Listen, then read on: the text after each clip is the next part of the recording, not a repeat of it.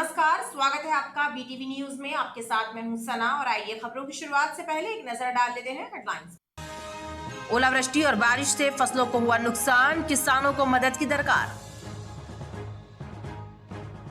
तेज रफ्तार वाहन ने एक व्यक्ति को रौंदा, व्यक्ति की हुई मौत। अंधमुख बाईपास की घटना, मृतक की शिनाख्ती एवं अज्ञात वाहन की तलाश में जुटी पुलिस।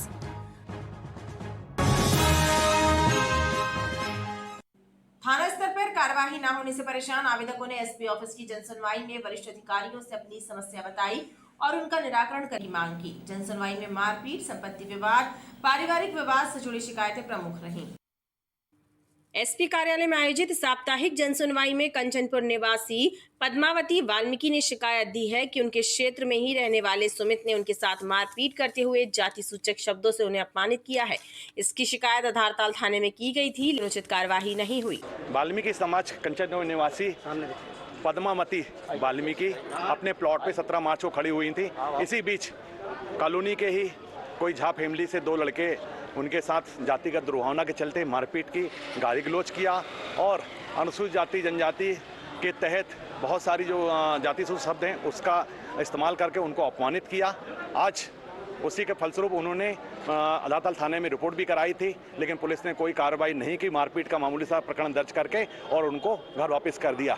आज उसके चलते हमने एसपी साहब को एक ज्ञापन सौंपा। वहीं कैलाश धाम के समीप स्थित ग्राम से आई आरती हंस ने भी अपने साथ हुई मारपीट एवं अभद्रता की शिकायत दी। 10 तारीख को इन्होंने हमारे जानवर बेचे, दुप्रकाश पंडित जानवर बेचे, हमारे सुअर बेचे। उनके बाद इनके संग मारपीट की और तो फिर हम भाभी की हमारी तबीयत खराब, हम लोग वहाँ चले गए। इनने हमारा सामान निकाल के कचड़े के जैसे फेंक दिए बाहर। उसमें हमारा सामान भी था, कुछ सामान आया है, कुछ सामान नहीं आया है। उसमें आधा से ज़्यादा सामान है वहीं पर हैगा और उसने ताला भी लगा दिया है। जनसुनवाई में आई शिकायतों को निराकृत करने के लिए पुलिस के वरिष्ठ अफसरों ने थाना स्तर के अधिकारियों को निर्देशित किया है। कलेक्ट्रेट की साप्ताहिक जनसुनवाई में शिकायत करने वालों का तांता लगा रहा। कलेक्टर सौरभ कुमार सुमन ने जनता के दुख दर्द सुने और कार्यवाही का भरोसा दिलाया। सिहोरा से आए एक बुजुर्ग ने बताया कि सघन बस्ती में आरा मशीन चल रही है, प्रदूषण फैल रहा है, लोग बीमार पड़ रहे हैं, लेकिन क्षेत्रीय अधिकारी शिकायत तक सुनने तैयार नहीं है। कलेक्ट्रेट में आयोजित साप्ताहिक जनसुनवाई में इस सप्ताह 4 दर्जन से ज्यादा शिकायतें पहुंची, जिनमें जमीन विवाद, बंटवारा, नामांतरण और शासकीय योजनाओं के क्रियान्वयन में हो रही लापरवाही की शिकायत सबसे ज्यादा रही। सिहोरा से आए एक बुजुर्ग ने सघन बस्ती में चल रही आरा मशीन की शिकायत की। वहीं राजीव गांधी नगर से आए एक बेबस पिता ने बताया कि सहारा कंपनी में फंसा पैसा नहीं मिलने के कारण बेटी का विवाह नहीं हो पा रहा है। मेरे घर के बगल से मशीन आरा मशीन सूरज विश्वकर्मा की लगी हुई है। 70 फुट दीवार के किनारे दीवार से 9 इंच पे 10 हार्स पावर की मोटर चलाई जा रही है। सिविल में केस चल रहा है। पिछले साल लकड़ी गिराने से दीवार में उसने होल बना दिया था, मगर अधिकारियों को दिया, कोई अधिकारी सुनने को तैयार नहीं है। और 181 में रिपोर्ट किया, राजीनामा कुछ किया और झूठ राजीनामा पैसे लेके उससे और करके 181 में भेज दिया गया। हमारा पैसा है सहारा में, मैंने जमा किया है। 2021 को ख़त्म हो गया उसकी एफडी पूरी। 2023 चल रहा है, 2 साल एक्स्ट्रा हो गए। अब सहारा ऑफिस जाता हूँ सर, तो वो गंदी गंदी गाली बकते हैं कि जा जो कुछ करना कर लो। उनका कार्ड भी है मेरे पास, उनका नंबर भी दिया है, जिस सर का नंबर दिया वो नंबर ही नहीं लगता। जब भी लगाता हूँ फ़ोन तो बिजी बताता है, कवरेज क्षेत्र से बाहर बताता है। जमीनी विवाद और शासकीय योजनाओं से संबंधित शिकायतें भी ज्यादा रहीं। गुरु रामदास खालसा कॉलेज से हूँ सर मैं। मेरा सेकेंड ईयर से स्कॉलरशिप नहीं आ रहा है, मैं 4th ईयर में आ गया। यहाँ आते सर 2 साल से कोई कुछ नहीं हो पा रहा है। कॉलेज जाते तो कॉलेज वाले भी ध्यान नहीं दे रहे हैं सर स्कॉलरशिप के लिए। कितनी स्कॉलरशिप आनी, कितने लोग परेशान हैं आपसे? मैम सर 8 लोग परेशान हैं। हम लोग सर SC वाले हैं। यहाँ कलेक्टेड भी आ रहा है सर, 2 साल से कोई सुनवाई नहीं हो रही है हम लोग की सर। कॉलेज वाले क्या बोलते हैं? कॉलेज वाले कह रहे हैं ठीक है हो जाएगा, बस सर उनको फीस चाहिए और कुछ नहीं। मतलब सर हमारे मिसेस के नाम पर तेवर में ज़मीन है, उसमें भूरे लाल और कृष्ण कुमार का बोने नहीं दे रहे ज़मीन, मारते पीटते हैं। हाँ बस। ज़मीन किसकी है वो? पिताजी की है सर। वो कौन? मालती बाई के पिताजी मन्नू लाल की ज़मीन है। नहीं तो जोतने क्यों नहीं दे रहे हैं? वो कहते हैं अभी केस लगा है सिविल में, तो सिविल सर बेचने का केस लगाया उनने। हम कहते हमारा ज़मीन जोतने तो दें हमको, जब लो हम वो नहीं होता। कौन लगते हैं वो आपके? हमारे साले हैं, मिसेस हमारी जी। ये ग्राम खिन्नी से आए हैं, तहसील मंझोली है हमारी।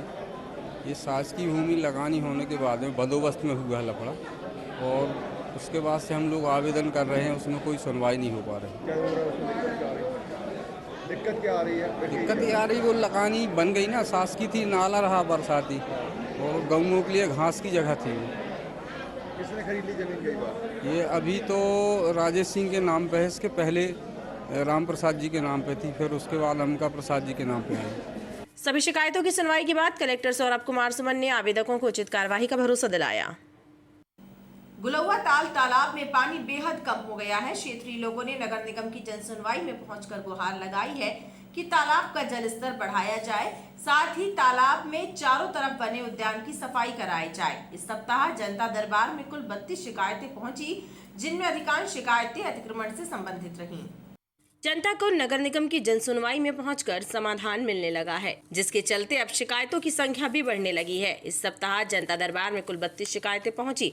नगर निगम आयुक्त स्वप्निल वानखड़े स्वयं जनसुनवाई में उपस्थित रहकर जनता का दुख दर्द सुन रहे हैं और अधिकारी गण भी उपस्थित रहते हैं। जनता दरबार में पहुंचे संजीवनी नगर के निवासियों ने शिकायत की है कि कर्मचारियों की लापरवाही के कारण गुलौआ ताल तालाब सूखने की कगार पर है, लिहाजा उसका जल स्तर बढ़ाया जाए। हम लोगों ने जो गुलौआ ताल में जो पार्क बना हुआ है उसके संबंध में शिकायतें की हैं कि वहाँ उसका जल स्तर बहुत कम हो गया है। तो जल स्तर को नगर निगम से पानी यानी नर्मदा का पानी डाला जाए, उसको स्तर को सुधारा जाए।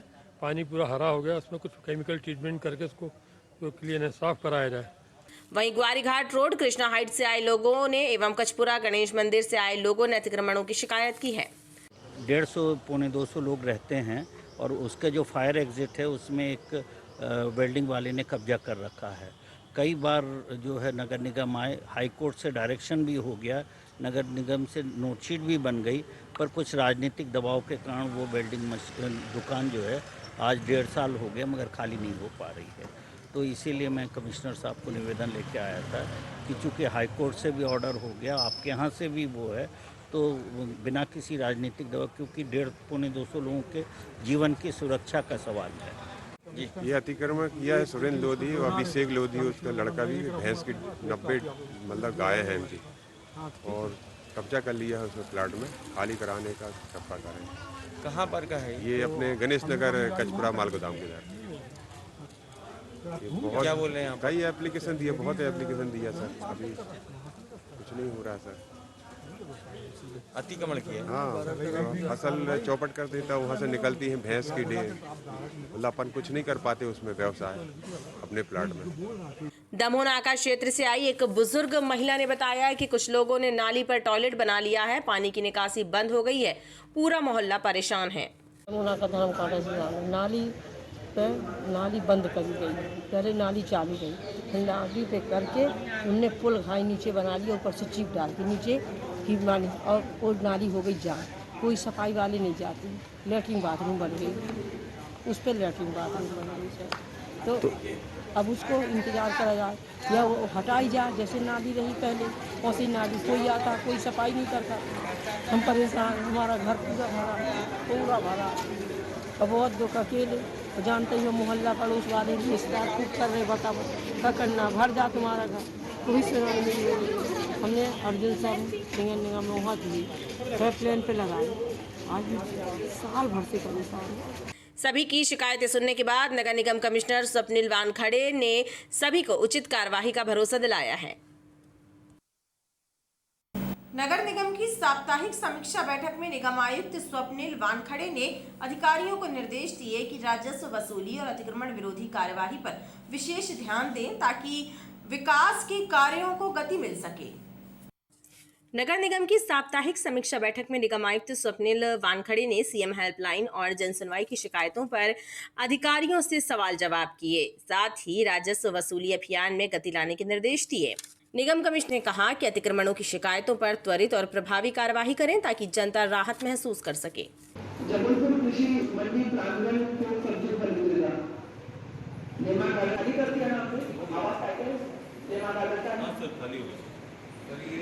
आलू प्याज भूखंड आवंटन भूमि पर भू माफिया और स्थानीय लोगों द्वारा अवैध क्या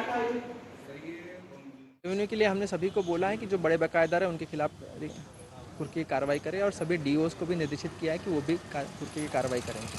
कितना करीब पे टारगेट है? हम रेवेन्यू कलेक्शन का ही टारगेट हमारा 110 करोड़ का है और आशा कर रहे हैं कि हम 110 करोड़ तक पहुंच जाएंगे। अभी हम लगभग 80 करोड़ तक पहुंचे।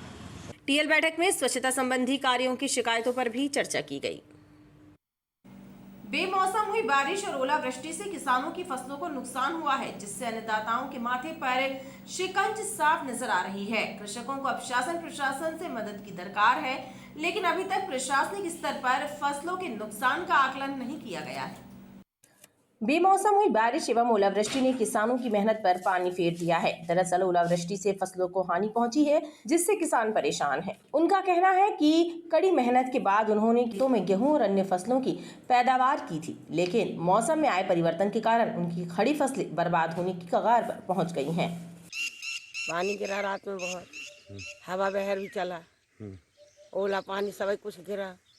किसान का जो फसल आ गई है तो वो भी खराब हो रही है, जो खेत में लगी है तो वो भी खराब हो रही है ना। तो हम लोग तो इसी के भरोसे हैं। अगर फसल नहीं आएगी तो क्या खाएंगे? फसल बर्बाद हो गई इसी के भरोसे, और कर्जा जो ले आएंगे तो कहाँ से चुकाएंगे, क्या करेंगे? गेहूं में भी नुकसान है, चना में भी नुकसान है, सब कुछ में नुकसान है। बहुत पानी गिरा है रात में हैं और बहुत वो फसल नाश हो गई है। सरकार को मुआवजा देना चाहिए कि हमारी पूरी फसल ख़त्म हो गई है। साल भर हम कैसा घर चलाएंगे, आपको मजदूरी देना चाहिए। बिल्कुल फसल हमारी नाश हो गई, लड़का बच्चा हम कैसे पालेंगे? मौसम अचानक हुए मौसम में परिवर्तन के कारण चूंकि हम लोगों को भी कठिनाई का सामना करना पड़ रहा है, जनता को भी करना पड़ रहा है और उसके साथ साथ हमारे देश के और शहर के किसानों को भी करना पड़ रहा है। चूंकि बेमौसम से आई बारिश के कारण उनकी भी खड़ी फसल है वो भी नुकसान हो रही है, जिसके कारण उनको बहुत नुकसान हो रहा है। किसानों को अब शासन से मदद की दरकार है, लिहाजा वो प्रशासनिक अधिकारियों की ओर टकटकी लगाकर देख रहे हैं। पाटन तहसील के कई इलाकों में ओलावृष्टि से हुए फसलों के नुकसान का नजारा दिखाई दे रहा है, लेकिन अभी तक इसके आकलन संबंधी प्रक्रिया आरंभ नहीं हुई है। हालांकि कलेक्टर सौरभ कुमार सुमन का कहना है कि जल्द ही सर्वे का कार्य पूरा होगा और शासन स्तर पर जो भी मदद मिलेगी वो किसानों को प्रदान कराई जाएगी। आज राजस्व अधिकारी और कृषि अधिकारी फील्ड में है, शाम तक उसकी एग्जैक्ट जानकारी आ जाएगी कि कितने ग्रामों में लगभग कितने रकबे में कितने किसानों को क्षति हुई है। इसमें तो शाम में हम लोग प्रेस नोट के माध्यम से जानकारी दे देंगे। सिंधी समाज के आराध्य भगवान झूलेलाल की जयंती 23 मार्च को धूमधाम से मनाई जाएगी। इसके पूर्व विभिन्न धार्मिक कार्यक्रमों का आयोजन किया जा रहा है। इसी श्रृंखला में सिंधी पंचायत द्वारा शांतिनगर से विशाल वाहन रैली निकाली गई। चेट्रीचंड महोत्सव के उपलक्ष्य में सिंधी पंचायत शांतिनगर के तत्वाधान में झूलेलाल चौक से विशाल वाहन रैली निकाली गई। सिंधी समाज के इष्ट देव भगवान झूलेलाल की जयंती 23 मार्च को मनाई जाएगी। इसके पूर्व विविध धार्मिक और सांस्कृतिक कार्यक्रमों का दौर जारी है, जिसमें सिंधी समाज के लोग बड़ी संख्या में शामिल होते हैं। वहीं 23 मार्च को भगवान झूलेलाल का भव्य पूजन किया जाएगा और साथ ही महाआरती एवं प्रसाद वितरण भी होगा।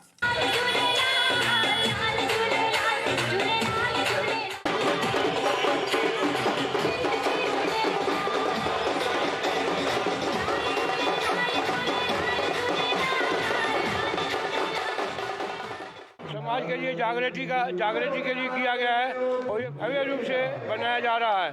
और दिनांक 22/3/2023 को माता की चौकी रखी गई है। इसके पश्चात दिनांक 23/3/2023 को भंडारे का आयोजन किया है सिंधी धर्मशाला में। इसमें सभी की उपस्थिति अनिवार्य है। जय झूलेलाल। रैली कहाँ भ्रमण करेगी? ये हमारी रैली यहाँ झूलेलाल चौक से होके शांतिनगर, नंदन विहार, त्रिमूर्ति नगर, समता कॉलोनी, जेटी परिसर और कविता अगरबत्ती के आसपास होते हुए सिंधी धर्मशाला में समाप्त होगी। ये नवरात्र और चेटीचंड के उपलक्ष्य में आज हमारे सिंधी समाज शांतिनगर पूज्य सिंधी पंचायत द्वारा रैली निकाली जा रही है। नए वर्ष में चेटीचंड के द्वारा रैली निकाली जा रही है और अब 23 तारीख को जो हमारा चेटीचंड का जुलूस निकलेगा उसके उपलक्ष्य में ये निकाली जा रही है। ये चेटीचंड महोत्सव हम लोग का साल में एक बार आता है। इसको हम लोग धूमधाम से मनाते हैं और आज स्कूटर रैली निकाली गई है और 23 तारीख को हम लोग का जुलूस निकलेगा सुबह के समय, जो शांतिनगर से होते हुए पूरे शहर के अंदर ही अपना घूमेगा, शांतिनगर के अंदर। बस शहर के प्रमुख मार्गों का भ्रमण कर शांतिनगर में वाहन रैली का समापन हुआ।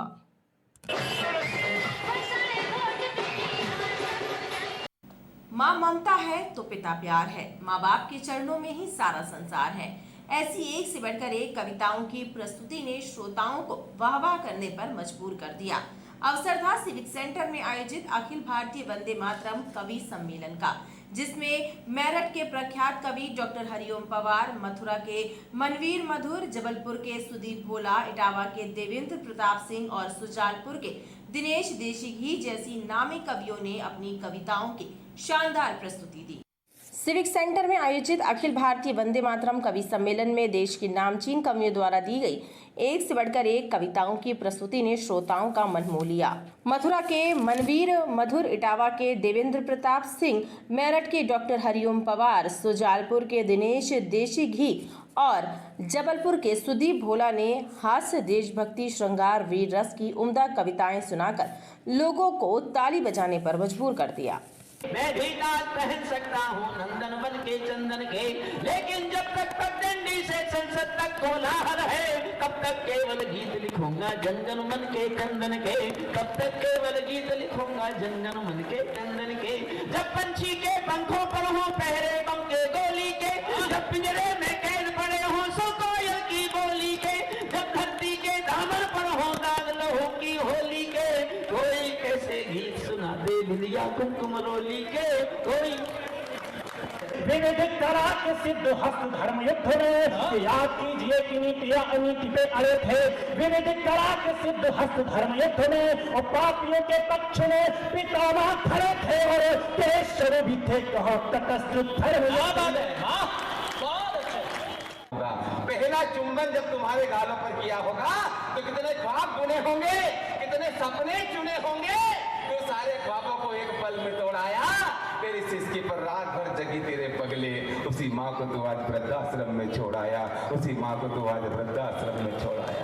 सो गई नींद बहुत गहरी, तिरंगा ओढ़ के वो सोए, वो मीठे सपनों में खोए, न जाने कब से उनने किया नहीं आराम, जलाए दिया हम उन वीरों के नाम, वतन की जहरी के प्रहरी। ये सबसे अच्छा सुनने वाला मोहल्ला है, सबकी तालियां साथ में नहीं, सबका साथ सबका विकास। बर्बादी से जंग लड़ी है तब आबाद हुए हैं हम, रोम रोम में इनकलाब भर जिंदाबाद हुए हैं हम, रोम रोम में इनकलाब भर जिंदाबाद हुए हैं हम। तोड़ी कभी गुलामी की जंजीरें पर इस कारण से, तोड़ी कभी गुलामी की जंजीरें पर इस कारण से, मिटे कई आजाद यहाँ पर कब आजाद हुए हैं।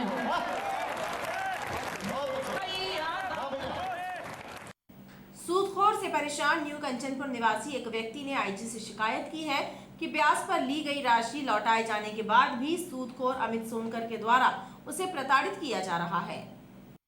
न्यू कंचनपुर निवासी संतोष यादव ने आईजी ऑफिस पहुंचकर शिकायत दी है कि उन्होंने अमित सोनकर से ब्याज पर पैसे लिए थे, जो उन्होंने आरटीजीएस के माध्यम से एवं कुछ नकद रूप में लौटा दिए थे, लेकिन उसके बाद भी उसे परेशान किया जा रहा है।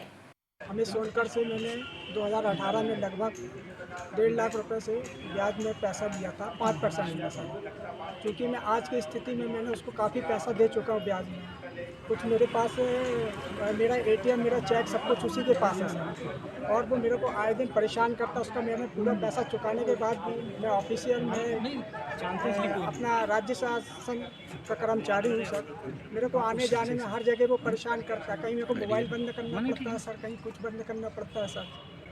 मैं परेशान हो गया सर। मेरे घर में भी फ़ोन करता है सर।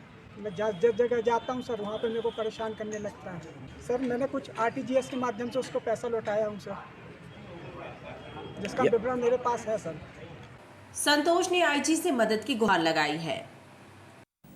कैंट क्षेत्र के एक भाजपा कार्यकर्ता के साथ मारपीट किए जाने की घटना सामने आई है। इस घटना का वीडियो भी सामने आया है। भाजपा कार्यकर्ता ने कैंट थाने में मारपीट किए जाने की शिकायत दर्ज कराते हुए गंभीर आरोप लगाए हैं। वहीं भाजपा कार्यकर्ता के विरुद्ध भी एक युवक ने मारपीट करने का आरोप लगाते हुए शिकायत दर्ज कराई है। पुलिस ने दोनों पक्षों की शिकायत दर्ज कर घटनाक्रम की जांच शुरू कर दी है। कैंट विधानसभा के अंतर्गत आने वाले सदर गली नंबर 7 के निवासी भाजपा कार्यकर्ता निशांत शर्मा ने कैंट थाने में भारतीय जनता पार्टी के लेटर पैड पर उनसे मारपीट किए जाने की लिखित शिकायत दर्ज कराई है। इस घटना के वीडियो भी निशांत ने पुलिस को दिए हैं और गंभीर आरोप लगाए हैं और पुलिस से मामले की निष्पक्ष जांच करने और कार्यवाही करने की मांग की है। निशांत ने बताया कि वह भाजपा का कर्मठ कार्यकर्ता है। उसके दादा जनसंघ के कार्यकर्ता थे। उसने बताया कि कैंट क्षेत्र के 25,000 मतदाताओं के नाम मतदाता सूची से काटे जाने को लेकर उसने एक पत्रकार वार्ता की थी, जिसमें जनता की समस्याओं को उठाया था, जिसे लेकर कुछ भाजपा कार्यकर्ताओं ने ही उसके साथ मारपीट की। और आज ये घटना का इस तरीके की है कि आज 25,000 मतदाताओं की लड़ाई कंटोनमेंट क्षेत्र की हमने लड़ी, हमारे नेतृत्व में लड़ी गई, जिसमें इलेक्ट्रॉनिक प्रिंट मीडिया पर भी लगातार छपा और उसका नतीजा ये हुआ कि रक्षा मंत्रालय ने तुरंत चुनाव नोटिफिकेशन जारी करके चुनाव रद्द करा दिए। अब उसके उपलक्ष्य में हमने यहाँ पे कॉफ़ी हाउस में पत्रकार वार्ता आयोजित की थी कि ताकि हम ये पत्रकारों को बताएं कि ये हमारे द्वारा लड़ाई लड़ी गई और इसमें जीत 25,000 मतदाताओं की हुई है। 25,000 मतदाताओं की जैसे हमने बात रखी तो वहाँ पे सुंदर अग्रवाल ने पूरे गोरा बाजार के 25 लड़कों को लेकर के आके मेरे ऊपर हमला करा दिया, प्राणघात हमला करा दिया।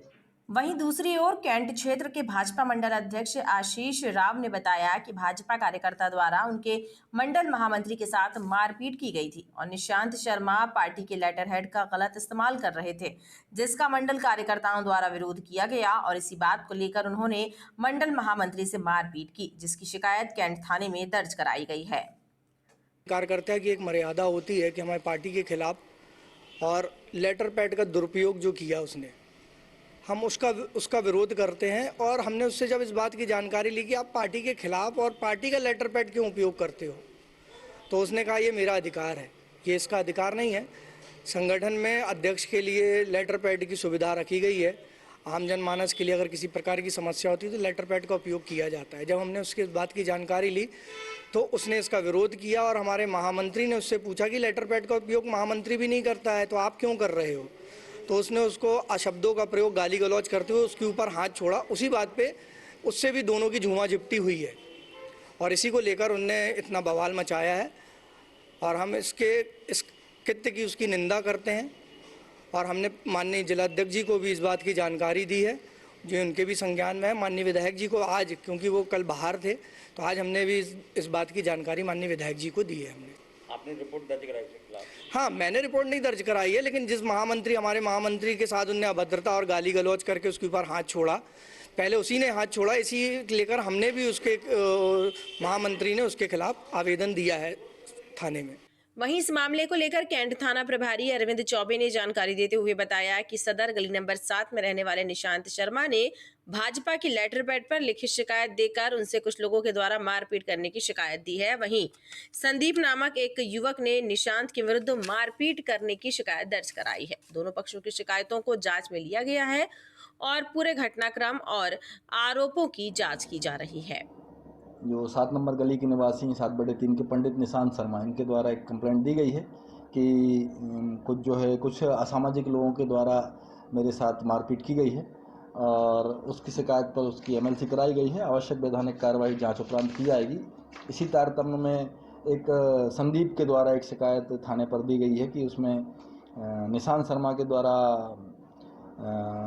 उसके साथ गाली और मारपीट की गई है, गाली गुप्ता में। दोनों ही शिकायतों को जांच में लिया गया है और उसमें जो भी जांच उपरांत तथ्य पाए जाएंगे आवश्यक कार्रवाई इसमें सुनिश्चित। पुलिस का कहना है कि शिकायत करने वाले दोनों पक्षों का चिकित्सकीय परीक्षण भी कराया गया है। अंधमुख बाईपास में तेज रफ्तार वाहन ने अधेड़ उम्र के व्यक्ति को रौंद दिया। इस हृदय विदारक हादसे की जानकारी लगने के बाद मौके पर पहुंची धनवंतरी नगर पुलिस ने मृतक की शिनाख्ती के प्रयास शुरू करते हुए अज्ञात वाहन की पतासाजी शुरू कर दी है।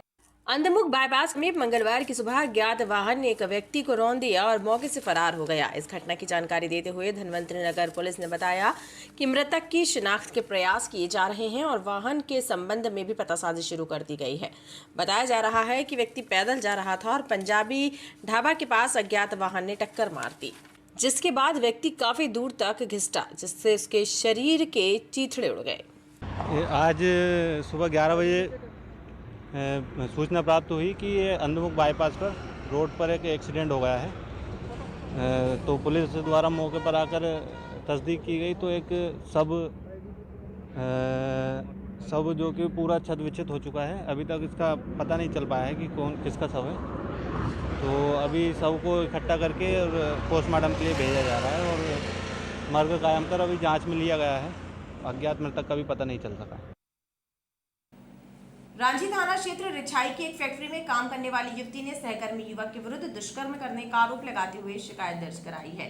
इस मामले में पुलिस ने शिकायत के आधार पर एफआईआर दर्ज करते हुए आरोपी की तलाश शुरू कर दी है। इस संबंध में रांची पुलिस ने जानकारी देते हुए बताया कि रिछाई की एक फैक्ट्री में काम करने वाली 19 वर्षीय युवती के फैक्ट्री में कार्यरत 24 वर्षीय युवक दीपक पटेल के साथ प्रेम संबंध थे। दीपक ने युवती को शादी का झांसा दिया और कई बार उसके साथ दुष्कर्म किया। पीड़िता ने युवक से शादी करने की बात कही तो युवक मुकर गया, जिसके बाद पीड़िता ने धारताल थाने में शिकायत की, जहां 0 पर प्रकरण कायम कर मामला रांची थाने के सुपुर्द किया गया। पुलिस अब आरोपी युवक की तलाश कर रही है। दिनांक 18/3/23 को थाना उपस्थित आकर जवानी रिपोर्ट लेख कराई कि दीपक पटेल थाना पनागर का रहने वाला है, जो कि शादी का झांसा देकर उसके साथ शारीरिक शोषण किया था, जो प्रार्थिया की रिपोर्ट पर 00 पर अपराध कायम कर घटनास्थल रिछाई फैक्ट्री इंजेक्शन कंपनी का कमरा होने से घटनास्थल रांची का पाए जाने से असल अपराध वास्ते थाना रांची डायरी भेजी गई है। खबरों का सिलसिला लगातार जारी रहेगा। आप देखते रहिए BTV।